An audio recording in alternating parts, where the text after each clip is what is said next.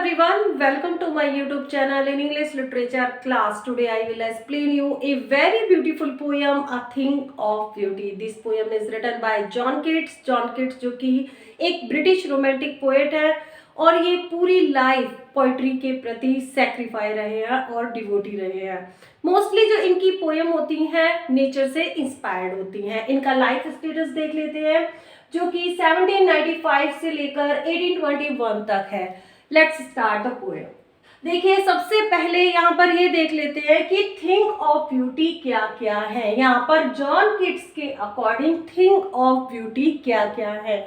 यहाँ पे देखिए जॉन किट्स हमेशा नेचर के पुजारी रहे हैं। इनकी जितनी भी पोयम है नेचर से इंस्पायर्ड रही हैं। तो यहाँ पर जॉन किट्स के according thing of beauty nature की जितनी भी चीजें हैं वो सभी थिंग्स ऑफ ब्यूटी हैं। जैसे हमारे सुंदर सुंदर पहाड़, झरने, नदियाँ, हमारी अर्थ, छोटे छोटे फूल, पेड़, पौधे, ये सभी थिंग ऑफ ब्यूटी हैं। यहाँ तक कि सूरज, चांद, सितारे, ये सभी थिंग ऑफ ब्यूटी हैं।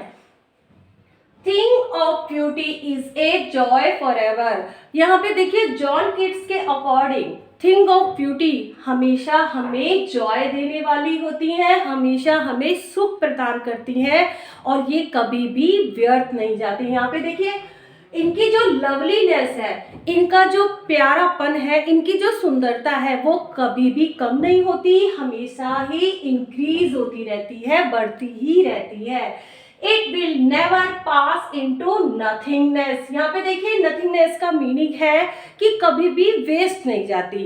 यहाँ पे देखिए नेचर की जितनी भी चीजें होती हैं, हमारे पहाड़, झरने, हमारी नदियाँ, फूल, पौधे, पेड़, इनकी जो सुंदरता है हमेशा बढ़ती ही रहती है, कभी कम नहीं होती और ये कभी भी व्यर्थ नहीं जाती, कभी भी बेकार नहीं जाती। But will keep a bower quiet for us. बल्कि ये हमारे लिए एक बोअर बना देती है। यहाँ पे आपने देखा होगा जो बड़े बड़े ट्रीज होते हैं, जो पुराने हो जाते हैं, छायादार पेड़ हो जाते हैं, तो वो हमारे लिए एक बोअर बना देते हैं, एक कुंज बना देते हैं, जिनकी छाया में लेटकर हम बहुत ही रिलैक्सफुल मैनर में सांस ले सकते हैं, अच्छे से सो सकते हैं और नए नए सपने देख सकते हैं। A bower quiet for us and a sleep. देखिए यहाँ बड़े बड़े जो पेड़ होते हैं उनकी छाया में लेटकर हम अच्छे से सो सकते हैं, बहुत ही प्यारी नींद ले सकते हैं, बहुत ही रिलैक्स मैनर में शांति से। और वहां पर हम फुल ऑफ स्वीट ड्रीम्स, इसका मीनिंग है कि वहां पर हम अच्छे अच्छे सपने देख सकते हैं, अपनी हेल्थ के बारे में सोच सकते हैं और क्वाइट ब्रीदिंग कर सकते हैं और शांति से सांस ले सकते हैं। देखिए पेड़ों की जो छांव होती है वहाँ पर ऑक्सीजन लेवल इतना ज़्यादा होता है कि जब हम सांस लेते हैं तो हम भी अच्छे से काम कर पाते हैं और अपनी हेल्थ के बारे में हम अच्छे से सोच सकते हैं। जो बड़े बड़े ट्रीज होते हैं, छायादार पेड़ होते हैं, वो हमारे लिए एक बोअर बना देते हैं, एक कुंज बना देते हैं, एक शेड बना देते हैं, जिनके नीचे हम लेटकर अच्छी अच्छी स्लीपिंग ले सकते हैं और क्वाइट ब्रीदिंग कर सकते हैं, शांति से रिलैक्स होकर सांस ले सकते हैं, अपनी हेल्थ के बारे में सोच सकते हैं और अच्छे अच्छे सपने देख सकते हैं। Therefore on every morrow and we breathing a flowery band to bind us to the earth। देखिए वहां पर लेटकर हम, यहाँ पे मोरो का मीनिंग है टुमारो से और ब्रीदिंग का मतलब है कि फ्यूचर प्लानिंग करना या कोई ताना बाना बुनना, तो यहाँ पर इसका मीनिंग फ्यूचर प्लानिंग से है। तो वहाँ पर जब हम रिलैक्स मैनर में होंगे, हम शांति से लेटे हुए होंगे, तो हम आने वाले कल की प्लानिंग कर सकते हैं, कल के बारे में सोच सकते हैं और एक ब्रीदिंग, एक अपने आने वाले फ्यूचर की प्लानिंग कर सकते हैं। एक फ्लावरी बैंड, एक फूलों का एक बैंड तैयार कर सकते हैं जो कि हमें अर्थ से कनेक्टेड रखेगा। Spite of despondence of the inhuman dirt of noble natures of the gloomy days। Despondence का मीनिंग है डिसअपॉइंटमेंट से, इनह्यूमन का मतलब है क्रूएलिटी से और डर्ट का मीनिंग है लेस या कमी आ जाना और नोबल का मीनिंग है जो कि गुड क्वालिटीज होती हैं और ग्लूमी का मीनिंग है जो सैडनेस होती है। ग्लूमी डेज का मीनिंग है सैडनेस से भरे हुए दिन। स्पाइट ऑफ का मीनिंग है बावजूद। स्पाइट ऑफ डिस्पॉन्डेंस यहाँ देखिए कि ह्यूमन लाइफ में बहुत ज़्यादा निराशा आ गई है, डिस्पॉन्डेंस आ गई है, डिसअपॉइंटमेंट आ गई है और लोग इन ह्यूमन नेचर के हो गए हैं, क्रुएलिटी से भरे हो गए हैं, दुष्ट नेचर के हो गए हैं। डर्थ ऑफ नोबल नेचर्स, जो लोगों की जो गुड क्वालिटीज होती हैं, अच्छे नेचर होते हैं, उनमें बहुत ज़्यादा कमी आ गई है। ऑफ द ग्लूमी डेज, और जो हमारे दिन हैं वो सैडनेस से भर गए हैं, यानी हम कह सकते हैं जो ह्यूमन लाइफ है वो डिसअपॉइंटमेंट से, इन ह्यूमन नेचर से और सैडनेस से भर गई है। Of all the unhealthy and over-darkened ways made for our searching, yes, in spite of all. कभी कभी हम अपने गोल्स को पूरा करने के लिए, देखिए यहाँ पे इस लाइन का मीनिंग है कि कभी कभी हम अपने गोल्स को पूरा करने के लिए अनहेल्दी, अनहेल्दी का मीनिंग है यहाँ पे बैड, और यहाँ पे ओवर डार्केंड का मीनिंग है गलत रास्ते। कभी कभी हम अपने गोल्स को, अपने लक्ष्य को पाने के लिए गलत रास्ते चुन लेते हैं और अंधेरे भरे रास्तों पर निकल जाते हैं, गलत रास्तों पर निकल जाते हैं। यहाँ पे कुछ लोग सोचते हैं कि अपने लक्ष्य को पूरा करने के लिए हम शॉर्टकट ले लें और वो गलत रास्तों पर चले जाते हैं। लेकिन इन स्पाइट ऑफ ऑल, इन सभी सफरिंग और पेन, यहाँ पे देखिए ये सारे जो सफरिंग और पेन की चीजें हैं, सैडनेस की चीजें, इन सभी के बावजूद some shape of beauty moves away the pall from our dark spirit. यहाँ पे देखिए डार्क स्पिरिट का मीनिंग है जो ऐसी लाइफ जो अंधेरे से भरी होती है या फिर गलत कामों से भरी हुई होती है। पाल का मीनिंग है कवर कर देना किसी भी चीज को। तो यहाँ पर इन सभी, इन ह्यूमन नेचर के बावजूद, डिसअपॉइंटमेंट के बावजूद और सैडनेस के बावजूद, जो कुछ शेप ऑफ ब्यूटी होती है, जो हमारी नेचर होती है, वो इन सभी को कवर कर देती है। हमारी ह्यूमन लाइफ में जो डार्कनेस होती है उन सभी को कवर कर देती है और हमारी लाइफ में रोशनी ले आती है। Such the sun, the moon, trees old and young sprouting a shady boon for a simple ship, and such are daffodils with the green world they live in। अब देखिए यहाँ पे स्टार्टिंग वाली लाइन में तो पोएट ने बताया था कि थिंग ऑफ ब्यूटी जो कि हमें जॉय देने वाली होती हैं। अब यहाँ पे इन लाइन्स में पोएट ने डिस्क्राइब किया है कि थिंग ऑफ ब्यूटी क्या क्या है। देखिए हमारा सन, मून और जो बड़े बड़े छायादार वृक्ष होते हैं वो हमारे लिए थिंग्स ऑफ ब्यूटी हैं, और यंग ट्रीज जिनमें से नई नई पत्तियां निकल रही हैं। स्प्राउटिंग का मतलब होता है कि जब नई नई टहनियां निकलती हैं किसी पेड़ में से और छोटे छोटे पत्ते उसमें से फूटते हैं, उसको स्प्राउटिंग बोला जाता है। ए शेडी बून, यहाँ पे शेडी बून का मतलब है छायादार वरदान, जो कि बड़े बड़े पेड़ होते हैं और जो ऑक्सीजन जनरेट करते हैं, पूरी प्रकृति में अपनी ऑक्सीजन फैलाते हैं, हमें सांस लेने में हेल्प करते हैं। तो ये जो बड़े बड़े पेड़ हैं जो पुराने हो गए हैं वो हमारे लिए एक छायादार वरदान की तरह है, एक शेडी बून की तरह है। और हमारा सन, मून, ये सभी थिंग्स ऑफ ब्यूटी हैं। For a simple ship and such are daffodils with the green world they live in।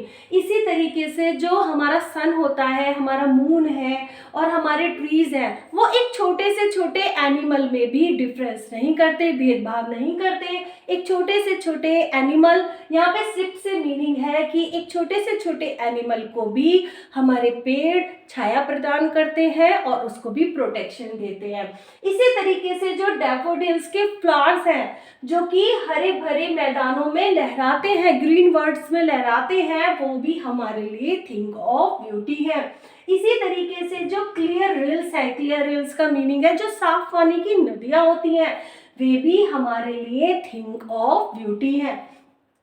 तो यहाँ पर इन सभी लाइंस में पोएट ने डिस्क्राइब किया है कि थिंग ऑफ ब्यूटी क्या क्या है। That for themselves a cooling covert wake against the hot season, the mid forest break।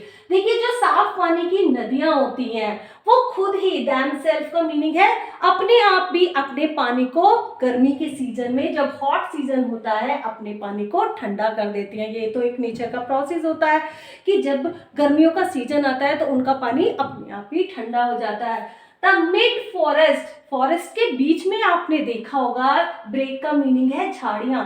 जो झाड़ियां होती हैं उनमें जो फेयर मस्क रोज, जो छोटे छोटे फूल होते हैं, जो पूरे फॉरेस्ट को, पूरे जंगल को महका कर रखते हैं अपनी खुशबू से। Rich with A sprinkling, sprinkling का मतलब है फैलाना, और मस्क रोज की जो झाड़ियों में जो छोटे छोटे रोज के फूल खिलते हैं और उनकी खुशबू पूरे फॉरेस्ट में महक जाती है।